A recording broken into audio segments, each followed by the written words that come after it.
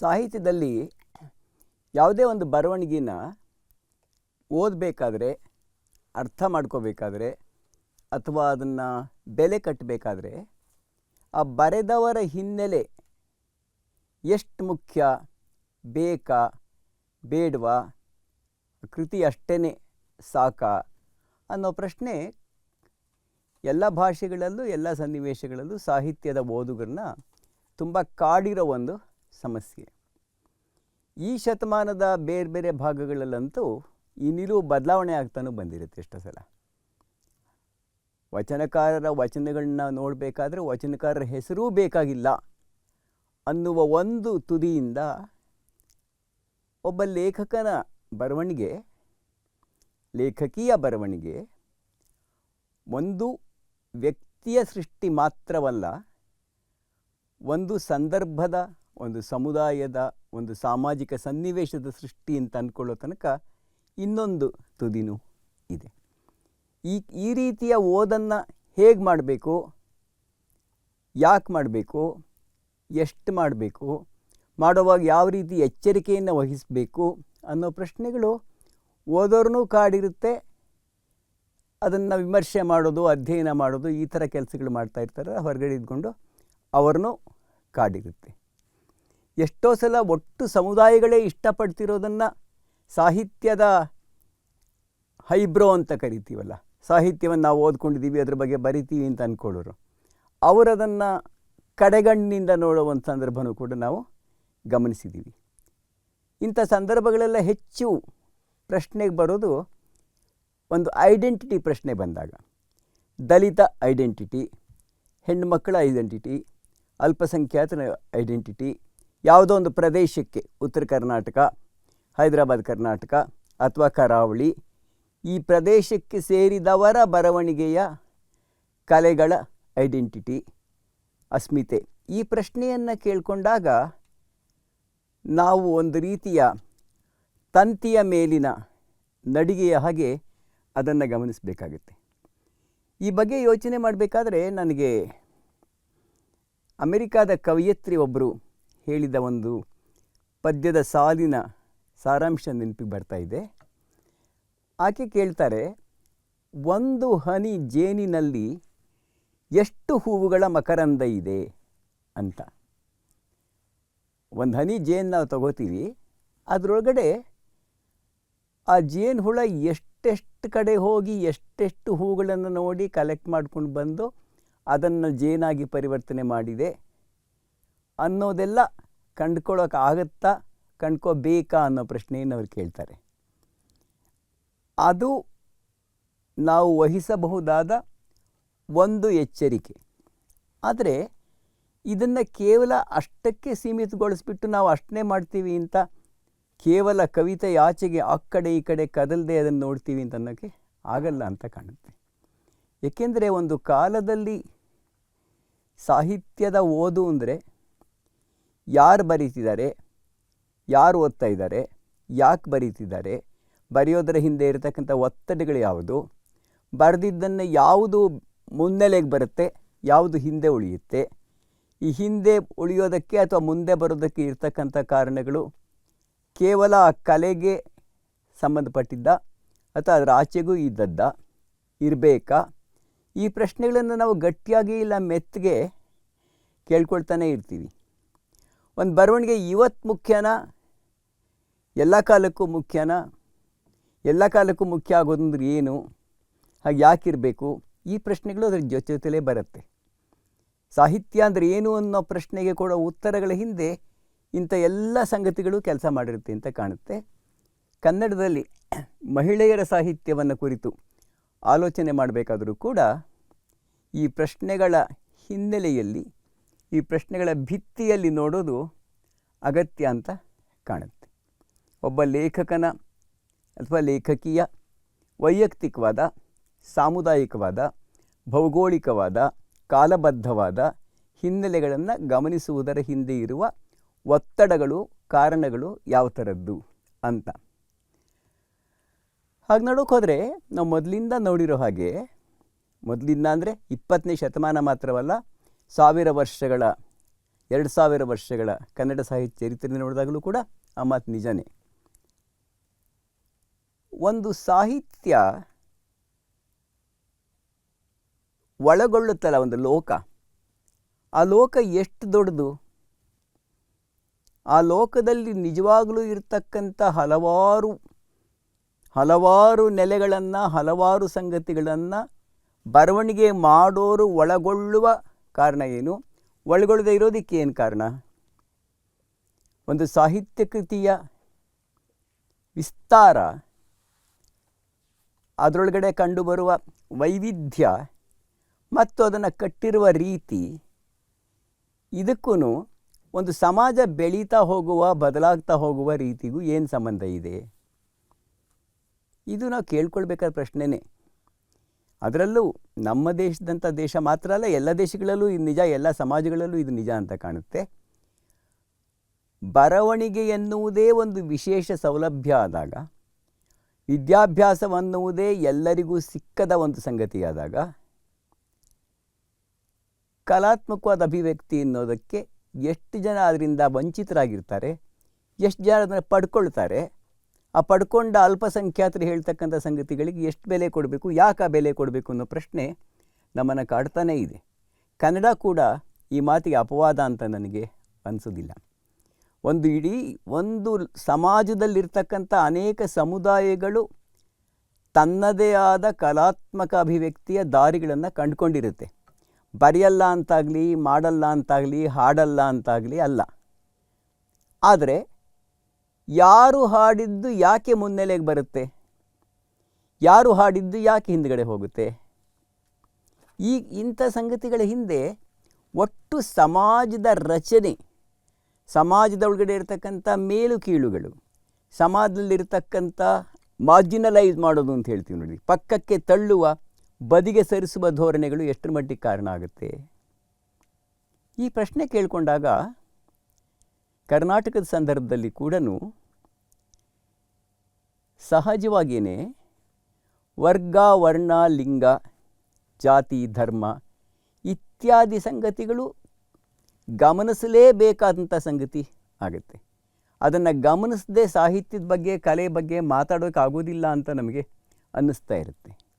ಹಾಗೆ ಕನ್ನಡ ಸಾಹಿತ್ಯ ಚರಿತ್ರೆಯನ್ನು ನೋಡಿದಾಗಲೂ ಕೂಡ ಯಾವ ಕಾಲದಲ್ಲಿ ಸಾಹಿತ್ಯದಲ್ಲಿ ಮತ್ತು ಇತರ ಕಲೆಗಳಲ್ಲಿ ಪುರಾಣ, ಚರಿತ್ರೆ, ಧರ್ಮ ಇವುಗಳು ಕೇಂದ್ರ ವಸ್ತುವಾಗಿ, ಮಿಕ್ಕದ್ದೆಲ್ಲ, ಅದರಲ್ಲೂ ಕೂಡ ಲೇಖಕನ ಅಂತರಂಗ ಸ್ವಲ್ಪ ಮಟ್ಟಿಗಾದರೂ ಪಕ್ಕಕ್ಕೆ ಸರಿತಾ ಇತ್ತು.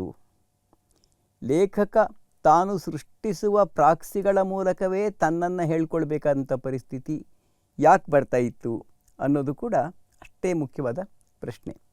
ಲೇಖಕನಿಗೆ ಅದು ಪಂಪ ಆಗಲಿ, ಕುಮಾರವ್ಯಾಸ ಆಗಲಿ, ಯಾರಿಗೂ ಕೂಡ ತನ್ನ ಸ್ವಂತ ಅನುಭವಗಳನ್ನು ಮಂಡಿಸ್ತಕ್ಕಂಥ ಅವಕಾಶ ಸಿಕ್ಕದೆ ಹೋದಾಗ ಆತ ಕಂಡುಕೊಳ್ತಕ್ಕಂಥ ದಾರಿಗಳು ಯಾವುದು? ತನ್ನ ಕಾಲವನ್ನು, ತನ್ನ ಅನುಭವ ಲೋಕವನ್ನು ತನ್ನ ಬರವಣಿಗೆಯಲ್ಲಿ, ತಾನು ಸೃಷ್ಟಿಸುವ ಕಲೆಯಲ್ಲಿ ತಂದುಕೊಳ್ಳೋದಕ್ಕೆ ಆತ ಯಾವ ದಾರಿಗಳನ್ನು ಕಂಡುಕೋತಾನೆ? ಇದು ಕೂಡ ಕಲೆ ಮತ್ತು ಸಾಹಿತ್ಯ ಸಂದರ್ಭದಲ್ಲಿ ಬಹಳ ಮುಖ್ಯವಾದ ಪ್ರಶ್ನೆ. ಹಾಗೆ ನೋಡೋಕೋದ್ರೆ ನಮ್ಮಲ್ಲಿ ಎಲ್ಲರಿಗೂ ಗೊತ್ತಿರೋ ಹಾಗೆ ಕನ್ನಡ ಸಾಹಿತ್ಯದ ಚರಿತ್ರೆಯಲ್ಲಿ ಒಬ್ಬ ಸಾಹಿತಿ ತನ್ನ ಬಗ್ಗೆ ತಾನೇ ಹೇಳ್ಕೊಳ್ತಕ್ಕಂಥ ಅವಕಾಶ ಹೆಚ್ಚಾಗಿ ಸಿಕ್ಕಿದ್ದು 12ನೇ ಶತಮಾನದ ವಚನ ಸಾಹಿತ್ಯದಲ್ಲಿ ಅಂತ ನಮಗೆ ಗೊತ್ತು. ಮತ್ತು ಆ ಕಾಲದಲ್ಲೇ ಬರೆದಂತಹ ಹೆಣ್ಣು ಮಗಳು ಅಕ್ಕಮಹಾದೇವಿ ಮತ್ತು ಅವಳಷ್ಟು ಬರಿದೇ ಇದ್ದರೂ ಕೂಡ ಬರೆಯುವ ಪ್ರಯತ್ನದಲ್ಲಿ ತೊಡಗಿಕೊಂಡಂಥ ಅನೇಕ ವಚನಕಾರ್ತಿಯರು ಆ ಕಾಲದಲ್ಲೇ ಇರುವುದು ಮತ್ತು ಅವರೇ ಮೊದಲಿಗರಾಗಿರುವುದು ಅಷ್ಟೇ ಮುಖ್ಯವಾದ ಸಂಗತಿ ಅಂತ ನಾನು ಅಂದ್ಕೊಂಡಿದ್ದೇನೆ. ಅಕ್ಕಮಹಾದೇವಿಯಂಥ ವಚನಕಾರ್ತಿ ತನ್ನನ್ನು ಕೇಂದ್ರವಾಗಿಟ್ಟುಕೊಂಡೇ ತನ್ನ ಹಲವಾರು ವಚನಗಳನ್ನು ಬರೆದಿರ್ತಕ್ಕಂಥದ್ದು. ವಾಸ್ತವವಾಗಿ ಬಸವಣ್ಣವ್ರ ವಚನಗಳು, ಅಲ್ಲಮ ವಚನಗಳಾಗಲಿ, ಅವು ಕೂಡ ಕೆಲವು ಬಾರಿ ಸ್ವಂತವನ್ನು ಮೀರಿ ಲೋಕದ ಕಡೆಗೆ ಚಲಿಸಿ ಲೋಕದ ಬಗ್ಗೆನೇ ಮಾಡಿರುವ ಕಾಮೆಂಟ್ ಆಗಲಿ ಆಗಿರಬಹುದು. ಆದರೆ ಅಕ್ಕಮಹಾದೇವಿಯ ಬರವಣಿಗೆ ಸಂಪೂರ್ಣವಾಗಿ ಆತ್ಮಕೇಂದ್ರಿತವಾದ್ದು. ಮತ್ತು ಈ ಆತ್ಮಕೇಂದ್ರಿತವಾದ ಬರವಣಿಗೆ ಎಷ್ಟರ ಮಟ್ಟಿಗೆ ಸ್ತ್ರೀ ಕೇಂದ್ರಿತವೂ ಆಯಿತು ಅಂತಂದರೆ 800 ವರ್ಷಗಳ ನಂತರ ಇವತ್ತು ಬರೀತಕ್ಕಂಥ ಬದುಕಿರತಕ್ಕಂಥ ಸಾವಿರಾರು ಲಕ್ಷಾಂತರ ಹೆಣ್ಮಕ್ಕಳು ಆಕೆಯ ವಚನಗಳ ಜೊತೆಯಲ್ಲಿ ತಮ್ಮನ್ನು ಐಡೆಂಟಿಫೈ ಮಾಡ್ಕೊಳ್ಳೋಕ್ಕೆ ಸಾಧ್ಯವಾಗುತ್ತೆ. ಒಂದು ಬರವಣಿಗೆಯ ಹಿಂದೆ ಲೇಖಕಿಯ ಅಂತರಂಗ ಅಷ್ಟೇ ಅಲ್ಲ, ಇಡೀ ಆ ಹೆಣ್ಣು ಸಮುದಾಯದ ಒಟ್ಟು ಅನುಭವಗಳ ಮೊತ್ತ ತುಂಬ ಸಾಂದ್ರವಾಗಿ ಮನಸ್ಸಿಗೆ ಮುಟ್ಟುವ ಹಾಗೆ, ತಟ್ಟೋ ಹಾಗೆ ಬರಬಹುದು. ಹೇಗೆ ಬರಬಹುದು ಅನ್ನೋದಕ್ಕೆ ಇದು ತುಂಬ ಉಜ್ವಲವಾದ ಉದಾಹರಣೆ ಅಂತ ನಾನು ಅಂದ್ಕೊಂಡಿದ್ದೇನೆ. ಅಲ್ಲಿಂದ ನಂತರದ 500-600 ವರ್ಷ ನೋಡಿದ್ರೂ ಕೂಡ ಬರೆದಂತಹ ಹೆಣ್ಣು ಮಕ್ಕಳು ಸಾಹಿತ್ಯ ಚರಿತ್ರೆಯಲ್ಲಿ ದಾಖಲೆಯಾಗುವಂತೆ ಬರೆದಂಥ ಹೆಣ್ಣು ಮಕ್ಕಳು ಬಹಳ ಕಮ್ಮಿ ಅಂತ ನಮಗೆ ಅನಿಸುತ್ತೆ. ಆದರೆ ಅವರು ಬರಿತಾ ಇರಲಿಲ್ವಾ? ಸಾಹಿತ್ಯ ಚರಿತ್ರೆ ಬರ್ತಕ್ಕಂಥ ಹೆಸರುಗಳು ಮಾತ್ರ ಸಾಹಿತಿಗಳೇ. ಪಂಪನಿಂದ ಮುದ್ದಣ್ಣನ ತನಕ ಅಂತ ನಾವೆಲ್ಲ MA ಓದೋವಾಗಲೋ BA ಓದೋವಾಗಲೋ ಬಾಯ್ಪಾಠ ಮಾಡ್ತಿದ್ವಲ್ಲ, ಅಷ್ಟೇ ಜನ ಬರಿತಾ ಇದ್ರ ಕನ್ನಡದಲ್ಲಿ, ಕರ್ನಾಟಕದಲ್ಲಿ ಅನ್ನೋ ಪ್ರಶ್ನೆ ಕೇಳಿಕೊಂಡ್ರೆ ಇವತ್ತು ನಾವು ಸ್ವಲ್ಪ ಕಣ್ ತೆರೆದು ನೋಡಿದ್ರೆ ಇಲ್ಲಿ ಎಷ್ಟೊಂದು ಜನ ಬರಿತಿದ್ರಲ್ಲ ಅಂತ ಅನಿಸುತ್ತೆ. ಅದು ಜನಪದ ಮಹಾಕಾವ್ಯಗಳನ್ನು ಬರೆದವರಾಗಿರಬಹುದು, ಜನಪದ ಗೀತೆಗಳನ್ನು ಬರೆದವರಾಗಿರಬಹುದು, ತತ್ವದ ಪದಗಳನ್ನು ಬರೆದವರಾಗಿರ್ಬೋದು, ಅವ್ರ ಹೆಣ್ಮಕ್ಳಾಗಿರ್ಬೋದು, ದಲಿತರಾಗಿರ್ಬೋದು, ಮತ್ತೊಂದಾಗಿರ್ಬೋದು, ಕಂಪ್ನಿ ನಾಟಕಗಳಿಗೆ ಹಾಡುಗಳನ್ನು ಬರೆದವರಾಗಿರಬಹುದು, ಸಣ್ಣಾಟ ದೊಡ್ಡಾಟಗಳಿಗೆ ಹಾಡುಗಳನ್ನು ಬರೆದವರಾಗಿರಬಹುದು. ಅವರೆಲ್ಲರೂ ಸಾಹಿತ್ಯ ಚರಿತ್ರೆಯಲ್ಲಿ ಕಾಣಿಸಿಕೊಳ್ಳದೇ ಇರೋದಕ್ಕೆ ಕಾರಣ ಏನು? ಅವರ ಬರವಣಿಗೆಗೆ ಈ ನಾವು ಶಿಷ್ಟ ಸಾಹಿತ್ಯ ಅಂತ ಕರೆದು ಓದ್ತಾ ಬಂದಿರೋ ಬರವಣಿಗೆ ಕಾವ್ಯಗಳಿದೆಯಲ್ಲ, ಅದಕ್ಕಿಂತ ಹೆಚ್ಚು ಯೋಗ್ಯತೆ ಇದ್ದರೂ ಪಕ್ಕಕ್ಕೆ ತಳ್ಳಲ್ಪಟ್ಟವಲ್ಲವೇ ಅನ್ನೋ ಪ್ರಶ್ನೆ ನಮ್ಮ ಮನಸ್ಸಲ್ಲಿ ಮತ್ತೆ ಕಾಡುತ್ತೆ. ನೋಡಿ, ನಾನು MA ಮಾಡಿದ್ದು 1970ರಲ್ಲಿ. 70 ತನಕ ನಮ್ಮ ಸಾಹಿತ್ಯ ಚರಿತ್ರೆಯಲ್ಲಿ ಮಂಟೆಸ್ವಾಮಿ ಕಾವ್ಯ, ಮಲೆಮಹದೇಶ್ವರ ಕಾವ್ಯಗಳ ಪ್ರಸ್ತಾಪನೂ ಇರಲಿಲ್ಲ. ಅವುಗಳು ಇದೆ ಅಂತ ಕೂಡ MA ಮಾಡಿದ ವಿದ್ಯಾರ್ಥಿಗಳಿಗೆ, ಅಧ್ಯಾಪಕರಿಗೆ ಗೊತ್ತಿಲ್ಲದೆ ಇರುವಷ್ಟು ಅಜ್ಞಾತವಾಗಿ ಅವು ಉಳ್ಕೊಂಡಿದ್ದು.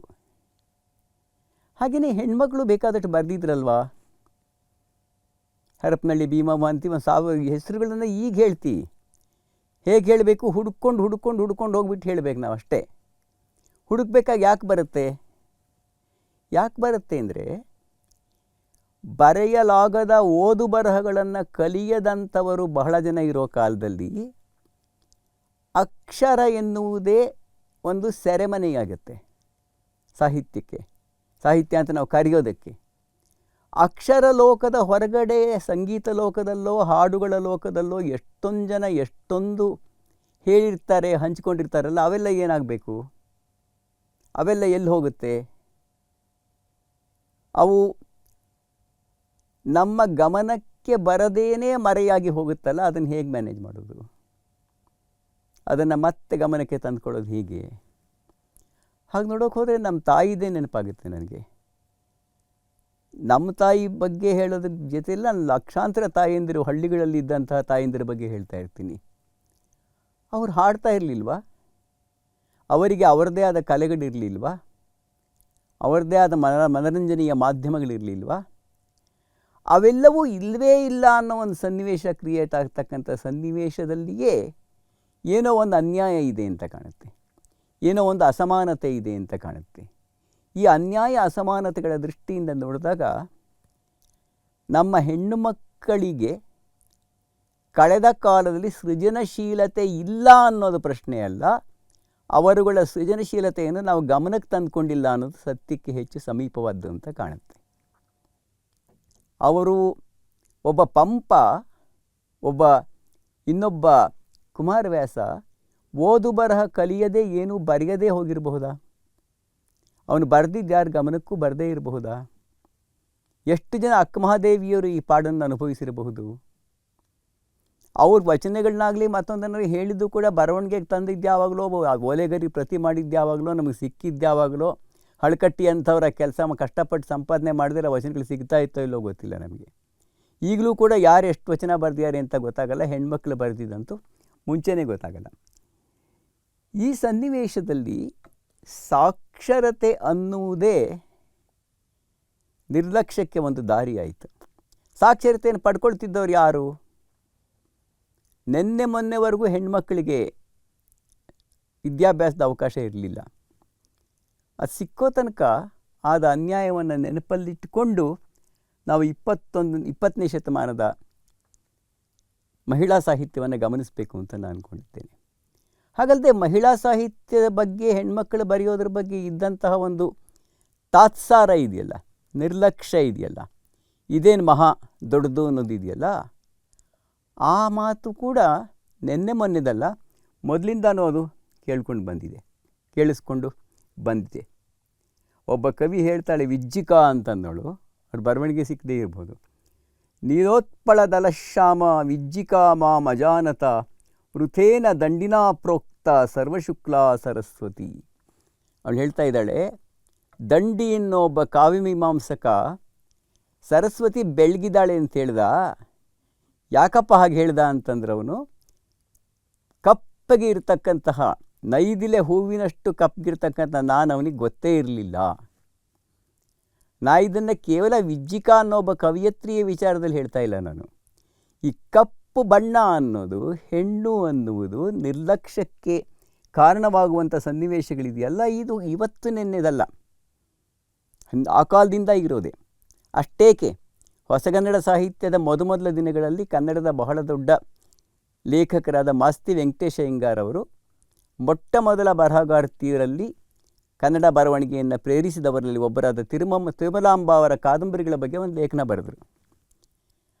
ಆ ಲೇಖನದಲ್ಲಿ ಆ ಕಾದಂಬರಿಗಳನ್ನು, ಕಥೆಗಳನ್ನು ಕುರಿತಾದ ತುಂಬ ಕಟುವಾದ ವಿಮರ್ಶೆ ಇತ್ತು. ಇದು ಬರವಣಿಗೆನೇ ಅಲ್ಲ, ಓದದೇ ಇದ್ರೂ ನಡೆಯುತ್ತೆ ಅನ್ನುವಷ್ಟು ಕಟುವಾದ, ಅದನ್ನು ಸಂಪೂರ್ಣವಾಗಿ ತಿರಸ್ಕರಿಸುವ ಬರವಣಿಗೆ ಇದೆ. ಆಗ ತಿರುಮಲಾಂಬ ಅವರದಕ್ಕೆ ಉತ್ತರ ಕೊಡಬೇಕಾಗಿ ಬಂತು. ಅವರದ್ದೇ ಒಂದು ಪತ್ರಿಕೆ ನಡೆಸ್ತಾ ಇದ್ದರು. ನೋಡಿ, 1916ನೇ ಇಸ್ವಿಯಲ್ಲಿ ಒಬ್ಬ ಹೆಣ್ಣುಮಗಳು ಸತಿಹಿತೈಷಿಣಿ ಗ್ರಂಥಮಾಲೆ ಅಂತ ಒಂದು ಗ್ರಂಥಮಾಲೆ ಶುರು ಮಾಡಿ ಒಂದು ಪತ್ರಿಕೆ ನಡೆಸಿ, ಕರ್ನಾಟಕ ನಂದಿನಿ ಅಂತ. ಆ ಪತ್ರಿಕೆಯಲ್ಲಿ ತನ್ನ ಕಾದಂಬರಿಗಳನ್ನು ಧಾರಾವಾಹಿಯಾಗಿ ಹಾಕಿ ಬೇರೆಯವರು ಹೆಣ್ಮಕ್ಕಳ ಬರವಣಿಗೆ ಪ್ರಕಟ ಮಾಡಿ ಈ ಮಾಸ್ತಿ ಅಂಥವರ ಟೀಕೆಗೆ ಉತ್ತರ ಬರೀತಾಯಿದ್ರು. ಅದಾದ ಎಷ್ಟೋ ವರ್ಷಗಳ ನಂತರ ಮಾಸ್ತಿ ಅವರು ಇನ್ನೊಂದು ಲೇಖನ ಬರೆದು ತಾನು ಮಾಡಿದ ತಪ್ಪು ತಿರುಮಲಾಂಬ ಬಗ್ಗೆ ಹಾಗೆ ಹೇಳಬಾರ್ದಾಗಿತ್ತು ಅಂತ ಬರೀತಾರೆ ಅವರು. ನಾನು ಆ ಥರ ಹೆಣ್ಮಕ್ಕಳ ಅಥವಾ ಇವರ ಬರವಣಿಗೆ ಬಗ್ಗೆ ಹೇಳಬಾರ್ದಾಗಿತ್ತು, ಇದನ್ನು ನೋಡೋದಕ್ಕೆ ಬೇರೆಯದೇ ಆದ ಒಂದು ವಿಧಾನ ಇದೆ, ಅದನ್ನು ಹಾಗೆಯೇ ನೋಡಬೇಕು ಅಂತ ತಿದ್ದುಕೊಂಡ್ರು. ಈ ತಪ್ಪು ಮಾಡುವಿಕೆ ಮತ್ತು ತಿದ್ದುವಿಕೆಗಳು ಆ ಕಾಲಕ್ಕೆ ಮಾತ್ರ ಸೀಮಿತವೇ? 1980ನೇ ಇಸ್ವಿ 80ನೇ ದಶಕದಲ್ಲಿ ಕೂಡ, ಆಗ ತುಂಬ ಪ್ರಸಿದ್ಧಿ ಐತಿ ಮಾತು, ಕನ್ನಡದ ಬಹಳ ದೊಡ್ಡ ಕವಿ ಗೋಪಾಲಕೃಷ್ಣ ಅಡಿಗರು ನಮ್ಮ ಮಹಿಳೆಯರ ಕಾಲೇಜಾಗಿರ್ತಕ್ಕಂಥ NMKRV ಕಾಲೇಜಲ್ಲಿ ಒಂದು ಭಾಷಣ ಮಾಡೋಕ್ಕೆ ಅಂತ ಕರೆದಾಗ, ಭಾಷಣ ಮಾಡಿದಾಗ ಒಂದು ಮಾತು ಹೇಳಿದ್ರಂತೆ.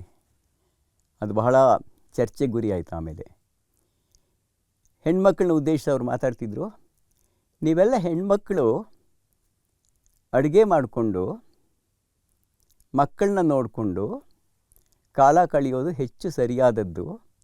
ಕತೆ, ಕವಿತೆ, ನಾಟಕ, ಪದ್ಯ, ಕಲೆಗಳನ್ನ ಮಾಡೋದು ಕೆಲಸ ಎಲ್ಲ ನಾವು ಗಂಡಸರು ಮಾಡ್ಕೋತೀವಿ, ನೀವೇನದು ಮಾಡಬೇಕಾದ ಅಗತ್ಯ ಇಲ್ಲ ಅಂತ ಹೇಳಿದರು. ಆ ವೇಳೆಗಾಗಲೇ ತ್ರಿವೇಣಿಯವ್ರ ಕಾದಂಬರಿ ಬಂದಿತ್ತು, ಕನ್ನಡದಲ್ಲಿ ಬೇಕಾದಷ್ಟು ಮಹಿಳಾ ಸಾಹಿತ್ಯ ಬಂದಿತ್ತು. ಅದೆಲ್ಲ ಇದ್ದಾಗಲೂ ಕೂಡ ಅಡಿಗರು ಹೇಳಿದ ಈ ಮಾತು ತುಂಬ ಚರ್ಚೆಗೆ, ತುಂಬ ಟೀಕೆಗೆ ಗುರಿಯಾಯಿತು. ಇದು ಕೇವಲ ಒಂದು ಒಬ್ಬ ಕವಿ, ಒಬ್ಬ ಅಡಿಗರು, ಒಬ್ಬ ಮಾಸ್ತಿ ಹೇಳಿದ ಮಾತಿನ ಪ್ರಶ್ನೆ ಅಲ್ಲ. ನಾನು ಹೇಳ್ತಾ ಇರೋದು, ಒಂದು ಸಂಸ್ಕೃತಿಯಲ್ಲಿ ಪ್ರಬಲರಾದವರು, ಅವರು ಬಹುಸಂಖ್ಯಾತರಾಗಬೇಕು ಅಂತಲೂ ಇಲ್ಲ, they need not necessarily constitute a majority. ಅಲ್ಪಸಂಖ್ಯಾತರಾಗಿದ್ದರೂ ಪ್ರಬಲರಾದವರು ಬೇರೆ ಬೇರೆ ಕಾರಣಗಳಿಗೋಸ್ಕರ ಮಿಕ್ಕಿದ್ದೆಲ್ಲವನ್ನು ಈ ಪಕ್ಕಕ್ಕೆ ತಳ್ಳುವ ಒಂದು ಪ್ರಕ್ರಿಯೆ ಇದೆಯಲ್ಲ, ಅದು ಬೇರೆ ಬೇರೆ ಜಾತಿಗಳಿಗೆ, ಸಮುದಾಯಗಳಿಗೆ ಅನ್ವಯ ಆಗೋ ಹಾಗೇ ಅಷ್ಟೇ ಮುಖ್ಯವಾಗಿ, ಅದಕ್ಕಿಂತ ಜಾಸ್ತಿಯಾಗಿ ಹೆಣ್ಮಕ್ಳಿಗೂ ಅನ್ವಯ ಆಗಿದೆ ಅಂತ ಕಾಣುತ್ತೆ. ಅದು ಬದುಕಲ್ಲೂ ನಿಜಾನೇ, ಬರವಣಿಗೆಯಲ್ಲೂ ನಿಜಾನೇ. ನಮ್ಮ ಕವಿಗಳೇ ಬರೆದ್ರು. ಹಾಗೆ ಕವಿತಾರ ಎನ್ನೋರು ಬರೆದ್ರು, ಆಧುನಿಕತೆ ಬಂತು ಅಂತೀವಿ, ಶಿಕ್ಷಣ ಸಿಕ್ತು ಅಂತೀವಿ, ಕೆಲಸ ಸಿಕ್ತು ಅಂತೀವಿ, ಆದರೆ ಕೊನೆಗೂ ಹೆಣ್ಣಿನ ಕಷ್ಟ ಕಮ್ಮಿ ಆಯಿತಾ ಅಂತಂದರೆ ಒಲೆ ಬದಲಾದರೇನು ಉರಿ ಬದಲಾಗಿದೆಯೇ ಅನ್ನೋ ಪ್ರಶ್ನೆ ಕೇಳ್ತಾರೆ. ಒಲೆ ಬದಲಾದರೇನು ಉರಿ ಬದಲಾಗಿದೆಯೇ? ಹಾಗೆಯೇ ಇನ್ನೊಬ್ಬ ಕವಿಯತ್ರಿ ಚಂದ್ರಿಕಾ ಹೇಳ್ತಾರೆ, ನಿಮ್ಮ ಚರಿತ್ರೆಯಲ್ಲಿ ನಮಗೆ ಜಾಗವಿಲ್ಲ. ಅದೊಂದು ಪದ್ಯದ ಹೆಸರು, ಸಂಕಲನದ ಹೆಸರು ಹೀಗೆ, ನಿಮ್ಮ ಚರಿತ್ರೆಯಲ್ಲಿ ನಮಗೆ ಜಾಗವಿಲ್ಲ. ನೋಡಿ, ನಾವು ಬರೆದಿರೋ ಚರಿತ್ರೆಗಳನ್ನು ನೋಡಿ ಈ ಮಾತು ಎಷ್ಟು ನಿಜ ಅಂತ ನಮಗೀಗಲೂ ಕೂಡ ಕಣ್ಣಿಗೆ ಕಟ್ಟುತ್ತೆ. ಚರಿತ್ರೆಯಲ್ಲಿ ಜಾಗ ಇಲ್ಲ ಅಂತಂದರೆ ಚಾರಿತ್ರಿಕವಾದ ಸಂಗತಿಗಳಲ್ಲಿ ಅವ್ರಿಗೆ ಪಾರ್ಟಿಸಿಪೇಟ್ ಮಾಡೋ ಅವಕಾಶ ಇಲ್ಲ ಅನ್ನೋದು ನಿಜವೇ. ಜೊತೆಗೆ ಅಕಸ್ಮಾತ್ ಇದ್ದರೂ ಕೂಡ ಅದಕ್ಕೆ ಅವ್ರದ್ದೇ ಒಂದು ಚರಿತ್ರೆ ಇದೆ ಅಂತ ನಾವು ಯೋಚನೆ ಮಾಡೇ ಇಲ್ಲ. ಮಹಿಳೆಯರ ಇತಿಹಾಸ ಒಂದು ಇಲ್ಲವೇ ಪ್ರತ್ಯೇಕವಾದ್ದು? ದಲಿತರ ಇತಿಹಾಸ ಒಂದು ಪ್ರತ್ಯೇಕವಾದ್ದಿಲ್ವೇ? ಯಾವುದನ್ನು ಪಕ್ಕಕ್ಕೆ ತಳ್ಳಲಾಗಿದೆ, ಯಾಕೆ ತಳ್ಳಲಾಗಿದೆ? ಸಾಹಿತ್ಯಕ್ಕೂ ಈ ಮಾತು ಎಷ್ಟರ ಮಟ್ಟಿಗೆ ಅಪ್ಲೈ ಆಗುತ್ತೆ ಅನ್ನೋ ಮಾತು ಬಹಳ ಮುಖ್ಯವಾದ್ದು. ಹಾಗೆ ನೋಡೋಕೋದ್ರೆ ಇವತ್ತು ನಾವು ಬಹಳ ಮುಖ್ಯರಾದ ಲೇಖಕಿಯರು ಅಂತ ಯೋಚನೆ ಮಾಡುವ ಕೊಡಗಿನ ಸರ್ ಗೌರಮ್ಮ ಆಗಲಿ, ಎಚ್ ವಿ ಸಾವಿತ್ರಮ್ಮನವರಾಗಲಿ, ಇವನ್ ತ್ರಿವೇಣಿಯವರಾಗಲಿ, ಆಗ ಬರಿತಾ ಇದ್ದಂತಹ ಅಷ್ಟೇನೂ ಶ್ರೇಷ್ಠರಲ್ಲದ ಪ್ರಗತಿಶೀಲ ಕಾದಂಬರಿಕಾರ, ಕಾದಂಬರಿ ಸಾಮ್ರಾಟ ಅಂತ ಕರೆಸ್ಕೊಳ್ತಿದ್ದಂಥ ದೊಡ್ಡ ದೊಡ್ಡವರ ಮೊರೆ ಹೋಗಬೇಕಾಯ್ತಲ್ವ. ಜಾನಕಮ್ಮನವರು, ಬೆಳಗೆರೆ ಜಾನಕಮ್ಮನವರು ಬೇಂದ್ರೆ ತನ್ನ ಮೇಲೆ ಬರೆದ ಒಂದು ಪದ್ಯವನ್ನು ನಾವೀಗಲೂ ನೆನಪಿಟ್ಕೋತೀವಿ. ತಂಗಿ ಜಾನಕಿ ನಿನ್ನ ವೈದೇಹದೊಲವಿನಲ್ಲಿ ಓಲೆ ಬಂದಿತ್ತು ಒಂದು ತೇಲಿ, ವಟೆವರ್. ಅದು ಜಾನಕಮ್ಮನವ್ರ ಬರವಣಿಗೆನೇ ಏನಾಗ್ತಿತ್ತು, ಸಿಗದಾಗೆ ಆಗ್ತಿತ್ತಲ್ಲ. ನಮ್ಮ ಈಗಿನ ಕಾಲದ ಲೇಖಕಿಯರು, ಮಹಿಳಾ ಚಿಂತಕರು ಎಲ್ಲನೂ ಆ ಬರವಣಿಗೆನ ಹುಡ್ಕೊಂಡು ಹೋಗಿ ಎಲ್ಲಿ ಸಿಕ್ಕುತ್ತೆ ನೋಡಿಬಿಟ್ಟು ಸಮಗ್ರಗಳನ್ನು ತರಬೇಕಾಯ್ತು. ಬೆಳಗೆರೆ ಜಾನಕಮ್ಮನವ್ರ ಸಮಗ್ರ, ಕೊಡಗಿನ ಗೌರಮ್ಮನವ್ರ ಸಮಗ್ರ, ಎನ್ ರಾವ್ ಅವರ ಒಟ್ಟು ಬರವಣಿಗೆ. ಹೀಗೆ ನಮ್ಮ ಕಾಲದಲ್ಲೇ ಬದುಕಿದಂಥ ಲೇಖಕರ ಬರವಣಿಗೆ ನಾವೇ ಹುಡ್ಕೊಂಡು ಹೋಗಿ ಪಬ್ಲಿಷ್ ಮಾಡಬೇಕಾಗಿ ಬಂದರೆ, ಸಿಕ್ಕಲ್ಲ ಅನ್ನೋಂಗೆ ಆಗಬೇಕಾದ್ರೆ ಯಾವ ರೀತಿಯ ಗ್ರಹಣ ಬರವಣಿಗೆಗಳನ್ನು ಆವರಿಸುತ್ತೆ? ಈ ಗ್ರಹಣದ ಪ್ರಶ್ನೆ ಎಷ್ಟು ಸೂಕ್ಷ್ಮವಾದ್ದು ಅಂತಂದರೆ, ಆಯ್ತಪ್ಪ ಕಷ್ಟಪಟ್ಕೊಂಡು ಸಮಗ್ರ ತಂದುರಿ, ಕಲ್ಯಾಣಮ್ಮನವ್ರ ಸಮಗ್ರನೂ ಬಂದಿದೆ, ತಿರುಮಲಾಂಬ ಅವರ ಸಮಗ್ರನೂ ಬಂದಿದೆ. ಆದರೆ ಸಮಗ್ರನಾದರೂ ಯಾರಾದರೂ ಓದ್ತಾರೆ ಇವಾಗ? ಓದಿದ್ರೆ ಯಾಕೆ ಓದಲ್ಲ ಅನ್ನೋ ಪ್ರಶ್ನೆ ಇದೆಯಲ್ಲ, ಇದು ಕೇವಲ ಸಾಹಿತ್ಯದ ಪ್ರಶ್ನೆ ಅಲ್ಲ, ಸಾಮಾಜಿಕ ಸನ್ನಿವೇಶದ ಪ್ರಶ್ನೆ ಅಂತ ಕಾಣುತ್ತೆ. ಆಧುನಿಕತೆ ಎನ್ನುವುದು, ಅದರಲ್ಲೂ ಕೂಡ ಅಮೆರಿಕನ್ ಪ್ರಣೀತವಾದ ಈ ಕಾಲದ ಜಾಗತೀಕರಣದ ಫಲವಾದ ಆಧುನಿಕತೆ ಅನ್ನೋದು ಲೇಖಕಿಯರಿಗೆ ಕೊಟ್ಟದ್ದೇನು, ಕಿತ್ಕೊಂಡಿದ್ದೇನು? ಈ ಪ್ರಶ್ನೆಗಳನ್ನು ಕೇವಲ ಈ ನಿರ್ದಿಷ್ಟವಾದ ಸಾಹಿತ್ಯ ಕೃತಿಗಳ ಹಿನ್ನೆಲೆಯಲ್ಲ, ಒಟ್ಟು ಸಾಹಿತ್ಯ ಸೃಷ್ಟಿಯ ಹಿನ್ನೆಲೆಯಲ್ಲೇ ನೋಡಬೇಕಾದ ಅಗತ್ಯ ಇದೆ. ಇಷ್ಟು ಪೀಠಿಕೆಯ ಮಾತುಗಳಿಂದ ಶುರು ಮಾಡಿಕೊಂಡು ನಾನು 20ನೇ ಶತಮಾನದಲ್ಲಿ ಮಹಿಳೆಯರ ಬೆಳವಣಿಗೆ ಎದುರಿಸಬೇಕಾದ ಪ್ರಶ್ನೆಗಳು, ಸಮಸ್ಯೆಗಳು, ಸವಾಲುಗಳು ಮತ್ತು ಅವ್ರನ್ನ ಬಿಡಿಸ್ಕೊಂಡು ಬಂದ ಬಗೆಯ ಬಗ್ಗೆ ಕೆಲವು ಮಾತುಗಳನ್ನು ಹೇಳೋದಕ್ಕೆ ಇಷ್ಟಪಡ್ತೀನಿ. ಮೊದಲಿಂದ ಅವ್ರನ್ನ ಕಾಡ್ತಾ ಇದ್ದದ್ದು, ಎಲ್ಲರನ್ನೂ ಕಾಡೋ ಹಾಗೆ, ಕತೆ ಬರಿಬೇಕಾ, ಕವಿತೆ ಬರಿಬೇಕಾ, ನಾಟಕ ಬರಿಬೇಕಾ, ಅಥವಾ ವೈಚಾರಿಕವಾದ ಬರವಣಿಗೆ ಬರಿಬೇಕಾ, ಯಾವುದು ನಮ್ಮ ಆಯ್ಕೆಯಾಗಬೇಕು ಅನ್ನೋ ಪ್ರಶ್ನೆ ಲೇಖಕಿಯರನ್ನು ಈ ಕಾಲವೂ ಸೇರಿದಂತೆ ಎಲ್ಲ ಕಾಲದಲ್ಲೂ ಕಾಡಿರುವ ಪ್ರಶ್ನೆ ಅಂತ ಕಾಣುತ್ತೆ. ಯಾಕೆ ಹಾಗಾಗತ್ತೆ? ಕಾವ್ಯ, ಕವಿತೆ ಅಮೂರ್ತತೆಯ ಕಡೆ ಒಲಿಯುತ್ತೆ. ಅಬ್ಸ್ಟ್ರಾಕ್ಷನ್ ಅಂದರೆ ಅಲ್ಲಿ ವಿವರಗಳು ಕೊಡಬೇಕಾಗಿಲ್ಲ, ಡೀಟೇಲ್ಸ್ ಕೊಡಬೇಕಾಗಿಲ್ಲ. ಅದೇ ಕತೆ ಕಾದಂಬರಿ ಬರೆಯೋದು ಅಂತಂದರೆ ಅದರಲ್ಲೂ ನಿನ್ನ ಸ್ವಂತ ಅನುಭವವನ್ನು ಅವಲಂಬಿಸಿದ ಕಥೆ ಕಾದಂಬರಿ ಬರೆಯೋದು ಅಂತಂದರೆ ಅಲ್ಲಿ ವಿವರಗಳನ್ನು ಕೊಡಬೇಕಾಗತ್ತೆ. ಯಾವ ಕಥೆಯಲ್ಲಿಯೂ ಕೂಡ ಆತ್ಮಕಥೆ ಇರಬೇಕಾಗತ್ತೆ. ತಾನು ಕಂಡದ್ದು, ಉಂಡದ್ದು, ಕೇಳಿದ್ದನ್ನು ಬರೀಬೇಕಾಗುತ್ತೆ. ಹೆಣ್ಮಕ್ಳು ಯಾವಾಗ ಈ ಥರ ಬರವಣಿಗೆ ಹೆಚ್ಚಾಗಿ ಬರೆದ್ರು? ಯಾವಾಗ ಇದನ್ನ ಬರೆಯೋದಕ್ಕೆ ಹಿಂದಿರಿಬೇಕಾಯಿತು? ಯಾವಾಗ ಮಹಿಳಾ ಸಾಹಿತ್ಯ ಕಾವ್ಯದ ಕಡೆ ಒಲ್ದಿದೆ? ಯಾವಾಗ ಅದು ಕಥೆ ಕಾದಂಬರಿಗಳ ಕಡೆ ಒಡೆದಿದೆ? ಕತೆ, ಕಾದಂಬರಿ, ಕಾವ್ಯ ಎಲ್ಲವನ್ನೂ ಬರೆಯಬಹುದು ಅನ್ನಬಹುದಾದ ಆರೋಗ್ಯಕರವಾದ ಸನ್ನಿವೇಶ ಹೆಣ್ಮಕ್ಳು ಪಡ್ಕೊಂಡಿದ್ದು ಯಾವಾಗ? ಈ ಕಾಲದಲ್ಲಿ ಪಡ್ಕೊಂಡಿದ್ದಾರೆಯೇ? ಪಡ್ಕೊಂಡಿದ್ದರೆ ಅದಕ್ಕೆ ಕಾರಣ ಏನು ಅನ್ನೋ ಪ್ರಶ್ನೆ ಕೂಡ ಈ ಬರವಣಿಗೆಯ ಬೆಳವಣಿಗೆಯಲ್ಲಿ ಬಹಳ ಮುಖ್ಯವಾದ ಪ್ರಶ್ನೆ. ಹಾಗೆಯೇ ನಾಟಕಗಳು ಯಾಕೆ ತುಂಬ ಕಮ್ಮಿ ಬರೆದ್ರು ಹೆಣ್ಮಕ್ಳು? ಕತೆ ಕಾದಂಬರಿ ನೂರಾರು ಸಾವಿರಾರು ಸಂಖ್ಯೆಯಲ್ಲಿ ಹೇಳ್ಬೋದಾದರೆ ನಾಟಕಕಾರ್ತಿ ಅಂತ ಹೇಳ್ಬೋದಾದ ಹೆಣ್ಣುಮಕ್ಳು ಯಾಕೆ ಕಮ್ಮಿ ಇದ್ದಾರೆ? ಸಂಶೋಧನೆ, ಸಾಹಿತ್ಯ ವಿಮರ್ಶೆ ಮುಂತಾದ ವೈಚಾರಿಕ ಬರವಣಿಗೆ ಸ್ವಲ್ಪ ಮಟ್ಟಿಗೆ ಕಮ್ಮಿ ಅಂತ ಯಾಕಾಯಿತು? ಈ ಪ್ರಶ್ನೆಗಳು ಕೇವಲ ಸಾಹಿತ್ಯ ಪ್ರಶ್ನೆಗಳು ಮಾತ್ರ ಅಲ್ಲ, ಅದರ ಆಚೆಗೂ ತನ್ನ ನೆಲೆಗಳನ್ನು ಚಾಚಿರ್ತಕ್ಕಂಥ ಪ್ರಶ್ನೆಗಳು ಕೂಡ ಹೌದು. ಅದನ್ನ ನೋಡೋಣ, ಮಾತಾಡ್ತಾ ನೋಡೋಣ. ಮೊದಲ ಹಂತ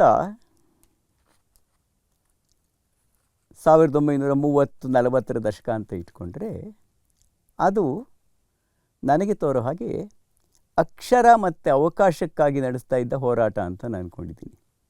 ಹೆಣ್ಮಕ್ಳ ಬರವಣಿಗೆ ಅಕ್ಷರ ಪಡ್ಕೊಳ್ಳೋದು, ಅವಕಾಶಗಳ ಪಡ್ಕೊಳ್ಳೋದು ಮತ್ತು ಗತಕಾಲದ ಕಡೆಗೆ ತಿರುಗಿ ನೋಡೋದು. ಹಿಂದೇನಾಗಿದೆ, ಯಾಕಾಗಿದೆ ಅನ್ನೋದು ನೋಡಿಬಿಟ್ಟು ಯೋಚನೆ ಮಾಡ್ತಕ್ಕಂಥದ್ದು. ಈ 3 ಪ್ರಕ್ರಿಯೆಗಳಿದೆಯಲ್ಲ, ಅಕ್ಷರ ಅಂದರೆ ವಿದ್ಯಾಭ್ಯಾಸ ಅಂತ ಇಟ್ಕೊಳ್ಳಿ. ವಿದ್ಯಾಭ್ಯಾಸ ಯಾರಿಗೆ ಸಿಗುತ್ತೆ? ಸಮಾಜದಲ್ಲಿ ಯಾವ ವರ್ಗಗಳವ್ರಿಗೆ ಸಿಗ್ತಾ ಇತ್ತು ಅವಾಗ? ಈ ಮಾತು ಗಂಡಸರಿಗೆ ಎಷ್ಟು ಮಟ್ಟಿಗೆ ಅನ್ವಯ ಆಗುತ್ತೋ ಹೆಂಗಸರಿಗೂ ಹಾಗೇ ಅನ್ವಯ ಆಗ್ತಾ ಇತ್ತು.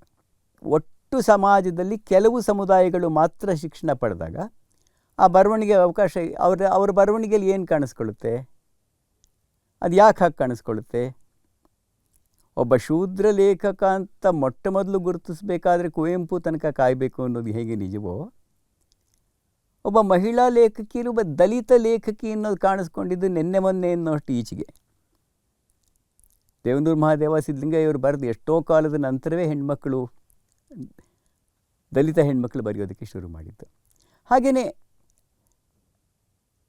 ಲೇಖಕಿಯರ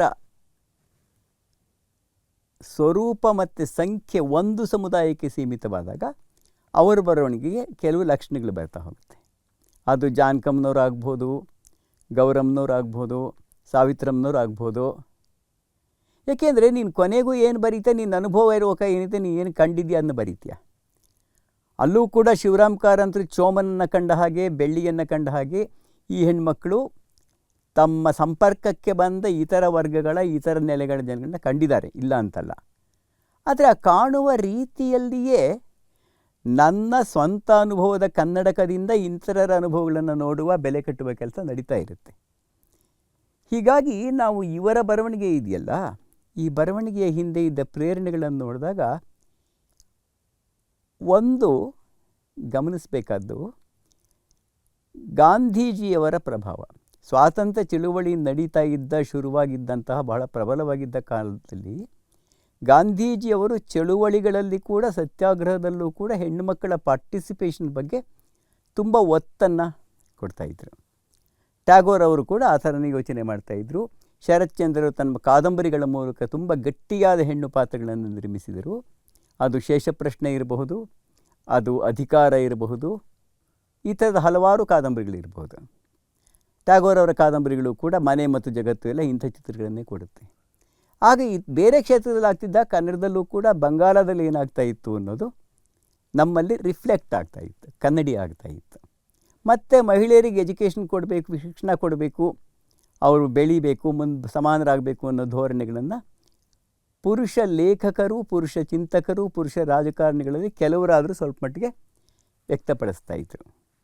ಕನ್ನಡದ ಪ್ರಸಿದ್ಧ ಕವಯತ್ರಿ ಚ ಸರ್ವಮಂಗಲ ಅವರು ತಮ್ಮ ಮೊದಲ ಪದ್ಯ ಒಂದರಲ್ಲೇ ಹೇಳಿದ ಹಾಗೆ, ನಮ್ಮ ಪಠ್ಯಪುಸ್ತಕಗಳಲ್ಲಿ ಬಸವ ಕಮಲ ಅಣ್ಣ ತಂಗಿ ಆದರೂ ಕೂಡ ಬಸವ ಏನು ಮಾಡಬೇಕು, ಕಮಲ ಏನು ಮಾಡಬೇಕು ಅನ್ನೋ ಪಾತ್ರಗಳಿದೆಯಲ್ಲ ತುಂಬ ಚೆನ್ನಾಗಿ ಡಿಫೈನ್ ಆಗಿಬಿಡ್ತಾ ಇತ್ತು.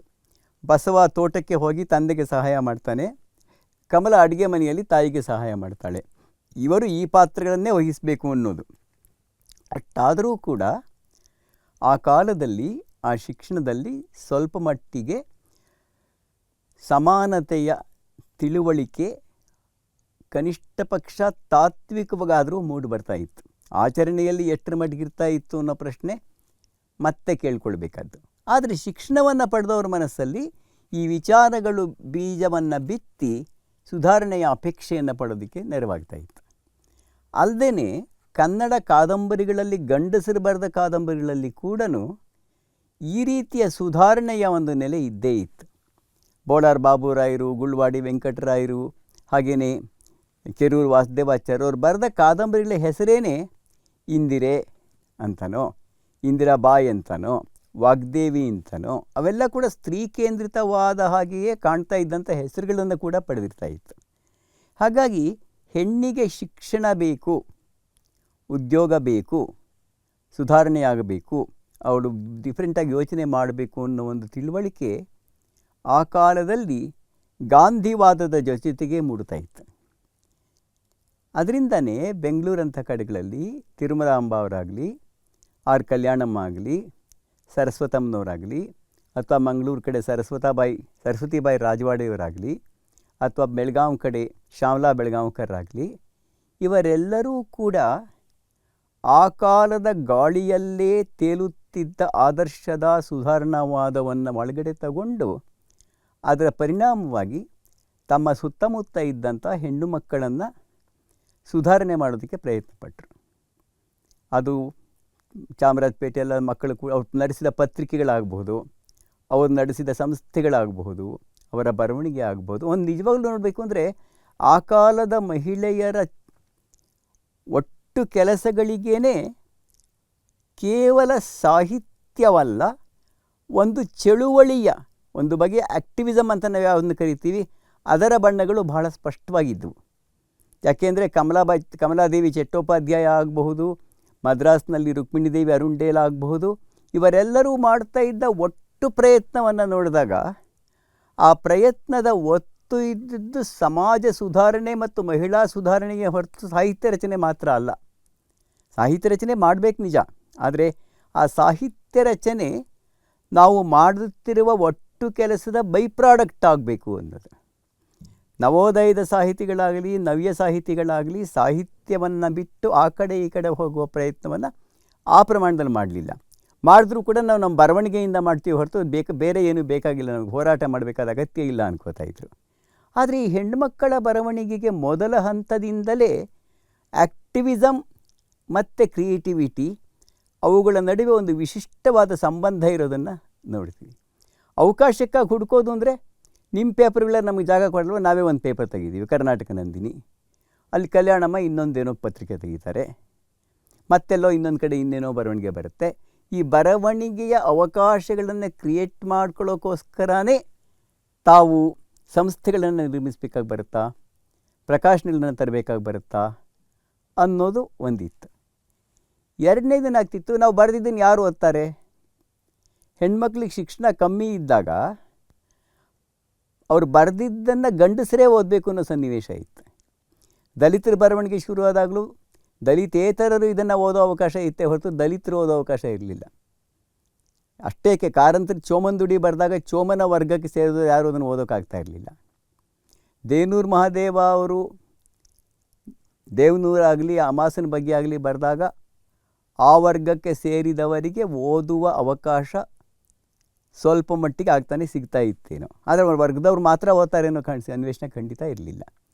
ಹೀಗಾಗಿ ಗಂಡಸರು ಹಾಕಿಕೊಟ್ಟ ಮೌಲ್ಯಗಳ ಚೌಕಟ್ಟಿನಲ್ಲೇ ನಮ್ಮ ಬರವಣಿಗೆ ಇರಬೇಕೇ,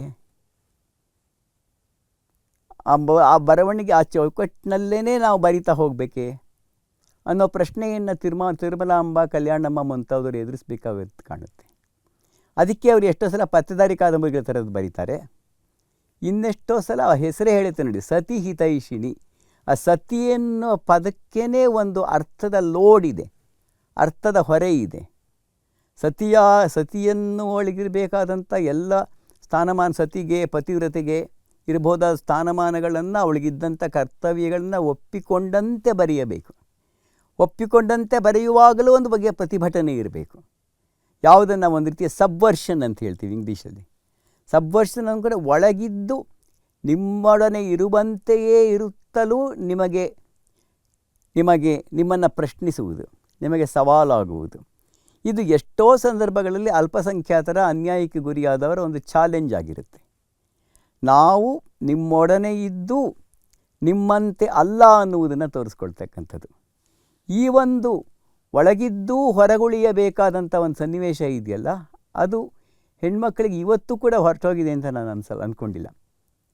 21ನೇ ಶತಮಾನದ ಮೊದಲ ದಶಕಗಳಲ್ಲೂ ಕೂಡ ಸಾಕಷ್ಟು ಲೇಖಕಿಯರ ಬರವಣಿಗೆಗೆ ತನ್ನದೇ ಆದ ಒಂದು ಸ್ವಾಯತ್ತತೆ, ಅಟಾನಮಿ ಸಿಕ್ಕಿದೆ ಎನ್ನುವುದು ನಿಜವಾದರೂ ಕೂಡ ಅವರೂ ಕೂಡ ಇನ್ನೊಂದು ಮೌಲ್ಯ ವ್ಯವಸ್ಥೆಯ ಜೊತೆಯಲ್ಲಿ, ತಮ್ಮದಲ್ಲದ ಮೌಲ್ಯ ವ್ಯವಸ್ಥೆಯ ಜೊತೆಯಲ್ಲಿ ಸ್ವೀಕಾರ ಮತ್ತು ಪ್ರತಿಭಟನೆಗಳ ಒಂದು ಹೋರಾಟವನ್ನು ಮಾಡಬೇಕಾಗಿಯೇ ಬಂದಿದೆ ಅಂತ ಕಾಣುತ್ತೆ.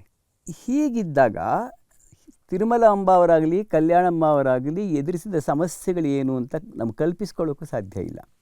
ಬರವಣಿಗೆಯಲ್ಲೂ ಕಲ್ಪಿಸ್ಕೊಳ್ಳೋಕ್ಕೆ ಸಾಧ್ಯ ಇಲ್ಲ. ಗಂಡಸರ ಬರವಣಿಗೆ ನಾವೇನೋ 4 ಹೆಸರು ಹೇಳ್ತೀವಿ ಅಷ್ಟೇ. 5ನೇ ಹೆಸರು ಹೇಳಬೇಕು ಅಂತ ಹುಡ್ಕೊಂಡು ಹೋದರೆ ಅಲ್ಲೂ ಬಹಳ ಕಮ್ಮಿನೇ ಇತ್ತು ಅಂತ ಗೊತ್ತಾಗುತ್ತೆ ನನಗೆ. ಒಂದು ಕಾಲ ಸೃಷ್ಟಿಸುವ ಕಲೆಯಲ್ಲಿ ಆ ಕಾಲವನ್ನು ಮೀರಿ ಉಳಿಯುವಂಥ ಬರವಣಿಗೆ ಬಹಳ ಕಮ್ಮಿನೇ. ತಿರುಮಲಾಂಬ ಅವರ ಕಾದಂಬರಿ ನಭಾನೋ ಮತ್ತೊಂದು ಈಗ ಓದಿದಾಗ ನಮಗೆ ಅದಕ್ಕೆ ಹಿಸ್ಟಾರಿಕಲ್ ಇಂಪಾರ್ಟೆನ್ಸ್ ಇದೆ ಅಂತ ಅನ್ನಿಸ್ಬೋದೇ ಹೊರತು ಅದಕ್ಕೆ ಲಿಟರರಿ ಇಂಪಾರ್ಟೆನ್ಸ್ ಇಲ್ಲ ಅಂತ ಅಂದ್ಕೊಂಡು ಯಾಕಾಗಂತೀವಿ ನಾವು ಅದನ್ನು? ಅದು ನೋಡುವಂಥ ಮಾನದಂಡ ಯಾವುದು? ಈ ದೃಷ್ಟಿಯಿಂದ ನೋಡಿದಾಗ ಇಷ್ಟೆಲ್ಲ ಕೆಲಸ ಮಾಡಿದ ತಿರುಮಲಾಂಬ ಅವರ ಒಂದು ಫ್ಲೈಟ್ ಇದೆ ನೋಡಿ, ಅದ್ರ ಬಗ್ಗೆ ಒಂದು ಘಟನೆ ಹೇಳಬೇಕು ಅನ್ಸುತ್ತೆ ನಿಮಗೆ. ನಾನು ಖಂಡಿತ ಹೇಳಲೇಬೇಕಾದ ಘಟನೆ ಇದು. ಮಹಿಳೆಯರ ಬರವಣಿಗೆ ಬಗ್ಗೆ ಅವರಿಗಿದ್ದಂಥ ಸ್ಥಾನಮಾನಗಳ ಬಗ್ಗೆ ಮಾತಾಡಬೇಕಾದ್ರೆ, ನಮ್ಮ ಗುರುಗಳಾದಂಥ ಚೀನಾ ಮಂಗಲ ಅವರು NM KRV ಕಾಲೇಜಿನ ಪ್ರಿನ್ಸಿಪಲ್ ಆಗಿದ್ದರು. ಅವರೆಲ್ಲೋ ಒಂದು ಕಡೆ ತಿರುಮಲಾಂಬ ಅವರ ಬಗ್ಗೆ ಬರೀಬೇಕಾದ್ರೆ ಅವ್ರಿಗೆ ಇಲ್ಲ ಅಂತ ಬರೆದ್ರು, ತೀರೋಗಿದ್ದಾರೆ ಅಂತ.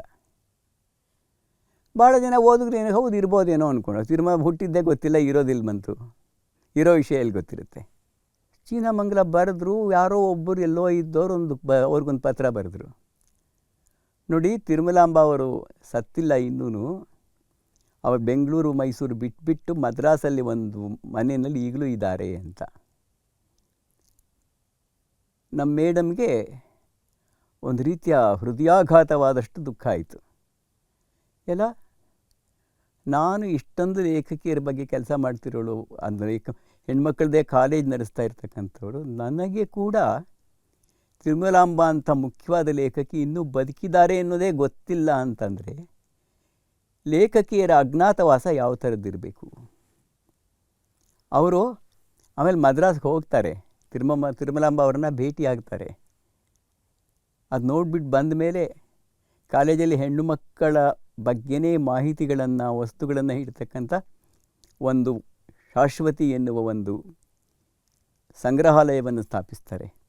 ತಿರುಮಲಾಂಬ ಹೆಸರಲ್ಲೊಂದು ಪ್ರಶಸ್ತಿ ಇಟ್ಬಿಟ್ಟು ಈಗಲೂ ತಿರುಮಲಾಂಬ ಪ್ರಶಸ್ತಿ ಅಂತ ಕಾಲೇಜಿನ ಒಂದು ಸಂಸ್ಥೆ ಕೊಡ್ತಾ ಇದೆ. ಇದು ಬದುಕಿರುವವರನ್ನು ಬದುಕಿದ್ದಾರೆ ಎಂದು ಕೂಡ ಗುರುತಿಸಿದಂಥ ಒಂದು ಸನ್ನಿವೇಶ ಹೆಣ್ಣು ಮಕ್ಕಳ ಲೇಖಕಿಯರಲ್ಲಿ ಆದ್ಯರು ಅನ್ನಿಸ್ಕೊಂಡಂಥ ತಿರುಮಲಾಂಬ ಅವರಿಗೆ ಇತ್ತು. ಅವರ ಜೊತೆಗಾರ್ತಿಯಾದ ಕಲ್ಯಾಣಮ್ಮನವರಾಗಲಿ ಸರಸ್ವತಮ್ಮನವರಾಗಲಿ ಅವ್ರ ಪಾಡು ಕೂಡ ಇದಕ್ಕಿಂತ ತುಂಬ ಡಿಫ್ರೆಂಟಾಗೇನೂ ಇರಲಿಲ್ಲ. ಇರಲಿ, ಅಲ್ಲಿಂದ ಮುಂದಕ್ಕೆ ಹೋಗೋದಾದರೆ ಈ ಬರವಣಿಗೆ ಇದೆಯಲ್ಲ, ಈ ಬರವಣಿಗೆ ಅಡಿಪಾಯದಂತಹ ಬರವಣಿಗೆ ಅದು ಬರೆಯುವ ಅವಕಾಶವನ್ನು ಪಡೆದಿದೆ ಅನ್ನುವುದೇ, ಬರೆಯೋಕ್ಕೆ ಅವಕಾಶ ಸಿಕ್ತು ಅನ್ನೋದೊಂದು ಬಿಡುಗಡೆ. ದಲಿತರಿಗಾಗಲಿ ಹೆಣ್ಮಕ್ಳಿಗಾಗಲಿ ಭಾಳ ಹಿಂದಿಂದ ಬಂದವ್ರಿಗಾಗಲಿ ನಾವು ಏನೋ ಒಂದು ಬರಿಬೋದಪ್ಪ, ಬರೆಯೋದಕ್ಕೆ ಅವಕಾಶ ಇದೆಯಪ್ಪ ಅನ್ನೋದೇ ಒಂದು ಫ್ರೀಡಮ್ ಅನ್ನೋ ಒಂದು ಸನ್ನಿವೇಶ ಇರುತ್ತಲ್ಲ, ಆ ಥರ ಸನ್ನಿವೇಶದಲ್ಲಿ ಇವರೆಲ್ಲ ಬರೆದವರು. ಆ ಬರವಣಿಗೆಯನ್ನು ನಾವು ಹಾಗೆ ನೋಡಬೇಕಾದ ಅಗತ್ಯ ಇದೆ, ಮತ್ತು ಅವರು ಮಾಡಿದ ಕೆಲಸಗಳಿಗೆ ಕೊಡಬೇಕಾದಂಥ ಗೌರವನ ಕೊಡಲೇಬೇಕಾದ ಅಗತ್ಯ ಇದೆ. ಮತ್ತು ನನಗೆ ಎಷ್ಟೋ ಸಲ ಅನಿಸುತ್ತೆ, ಗಾಂಧೀಜಿಯವರ ಪ್ರಭಾವದಿಂದ ಕೆಲಸ ಮಾಡಿದಂಥ ಆ ಹೆಣ್ಣು ಮಕ್ಕಳಲ್ಲಿ ಇದ್ದಂತಹ ಒಂದು ಬದ್ಧತೆ ಇದೆಯಲ್ಲ, ಯಾವುದನ್ನು ಕಮಿಟ್ಮೆಂಟ್ ಅಂತ ಕರಿತೀವಿ, ಯಾವ ರೀತಿಯ ಆಸ್ಪಿರೇಷನ್ಸ್ ಅಂತ ಕರಿತೀವಿ, ಅದು ನಮ್ಮ ಕಾಲದಲ್ಲಿ ಆ ಪ್ರಮಾಣದಲ್ಲಿ ಇಲ್ವೇನೋ ಗೈರು ಹಾಜರಿಯಾಗಿದೆಯೇನೋ ಅಂತ ಕೆಲವು ಸಲ ಅನಿಸುತ್ತೆ. ನಮ್ಮ ಕಾಲ ಅಂದರೆ ಈ ಕಳೆದ 2-3 ದಶಕಗಳಿಗೆ ಹೇಳಲ್ಲ ನಾನು, ಅದಕ್ಕಿಂತ ಹಿಂದಿನ ಒಂದು 3-4 ದಶಕಗಳ ಸನ್ನಿವೇಶ ಇತ್ತಲ್ಲ ಅದು. ಸ್ವಾತಂತ್ರ್ಯ ಹೋರಾಟದ ಒಂದು ಬಿಸಿ ಕಡಿಮೆ ಆದಮೇಲೆ ಗಾಂಧೀಜಿಯವರ ಜೊತೆಯಲ್ಲಿಯೇ ಅವರ ತತ್ವಗಳಿಗೂ ಬಹುಮಟ್ಟಿಗೆ ನಿರ್ಗಮನವಾದ ಮೇಲೆ ಸಮಾಜಕ್ಕೆ ಒಂದು ರೀತಿಯ ಸ್ಟೇಟಸ್ ಕೋ ಅನ್ನೋ ಸ್ಥಿತಿ ಬಂದಾಗ ಈ ಹೆಣ್ಣು ಮಕ್ಕಳ ಹೋರಾಟಕ್ಕೂ ಅದೇ ರೀತಿಯ ಒಂದು ಹಿನ್ನಡೆ ಆಗಿತ್ತಾ, ಮತ್ತೆ ಅದು ಶಕ್ತಿಯನ್ನು ಪಡ್ಕೊಂಡಿದ್ದು ಯಾವಾಗ ಅನ್ನೋದನ್ನು ಇನ್ನು ಮುಂದೆ ನೋಡ್ತೀನಿ ನಾನು.